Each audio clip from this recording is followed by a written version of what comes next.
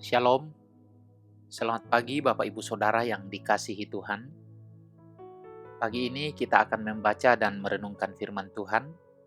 Namun sebelumnya itu mari kita berdoa. Bapa di dalam sorga, kami sungguh bersyukur kepadamu. Kasih Tuhan selalu sempurna dalam hidup kami. Kami akan membaca dan merenungkan firman-Mu. Namun sebelumnya itu kami mohon, Tuhan tolong kami, sehingga kami bisa mengerti dan memahami firman, serta diberi kemampuan untuk melakukannya di sepanjang hidup kami. Dalam nama Tuhan Yesus, kami berdoa. Amin. Saudara yang dikasihi Tuhan, firman Tuhan yang akan kita baca dan renungkan pagi ini dari Kitab Ester pasal 2 ayat 19 sampai 23. Ester pasal 2 ayat 19 sampai 23. Demikian firman Tuhan. Selama anak-anak darah dikumpulkan untuk kedua kalinya, Mordekai duduk di pintu gerbang istana raja.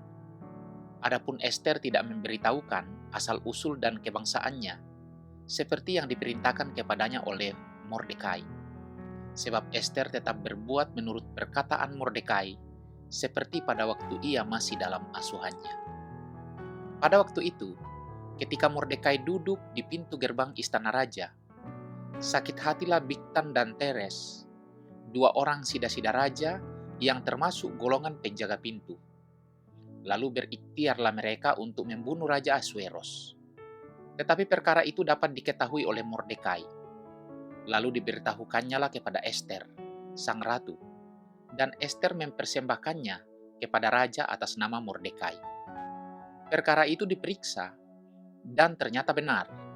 Maka kedua orang itu disulakan pada tiang, dan peristiwa itu dituliskan di dalam kitab sejarah di hadapan raja. Tema renungan kita hari ini adalah setia dalam perkara-perkara kecil. Saudara yang dikasihi Tuhan, sering kita berpikir bahwa hal-hal kecil itu tidak berarti. Namun semua itu sebetulnya penting. Tuhan Yesus mengajarkan, barang siapa setia dalam perkara-perkara kecil, ia setia juga dalam perkara-perkara besar. Dan barang siapa tidak benar dalam perkara-perkara kecil, ia tidak benar juga dalam perkara-perkara besar. Dalam bagian ini, firman Tuhan mencatat kisah sederhana namun syarat makna.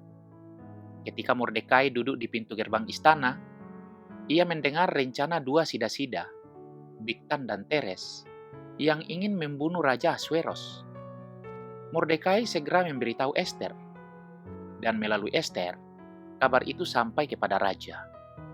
Setelah diselidiki, rencana itu ternyata benar, dan kedua orang itu dihukum mati. Catatan singkat ini tampak kecil, dan seolah-olah berlalu begitu saja.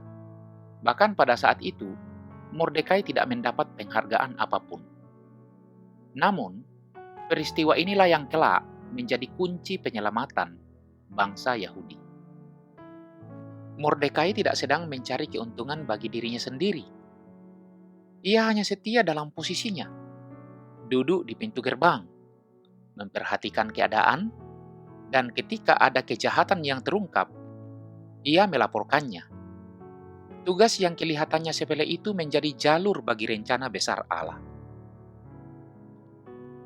Tuhan memakai hal kecil yang dilakukan oleh Mordekai untuk tujuan besar. Peristiwa ini dicatat bukan kebetulan. Di kemudian hari, ketika Haman berusaha memusnahkan orang Yahudi, catatan kecil tentang kesetiaan Mordekai itulah yang menjadi alat Tuhan membalikkan keadaan.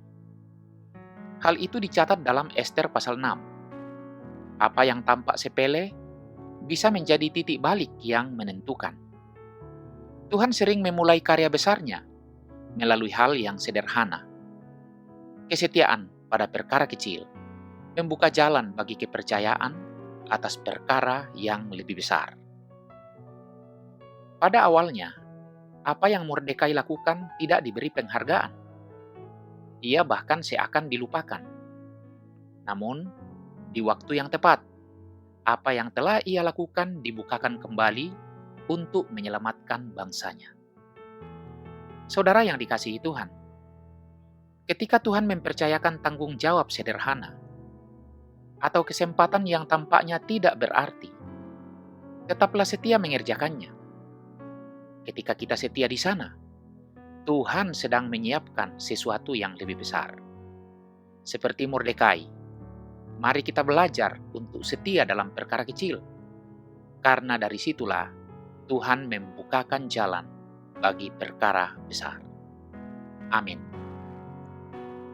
Marilah kita berdoa. Bapa di dalam sorga, terima kasih untuk firman Tuhan yang telah kami baca dan renungkan. Berikanlah kemampuan bagi kami untuk setia dalam perkara-perkara kecil. Sertailah kami sepanjang hari ini. Dengar kami berdoa dalam nama Tuhan Yesus. Amin. Saudara yang dikasihi Tuhan, selamat beraktivitas, selamat berkarya. Tuhan memberkati kita sekalian.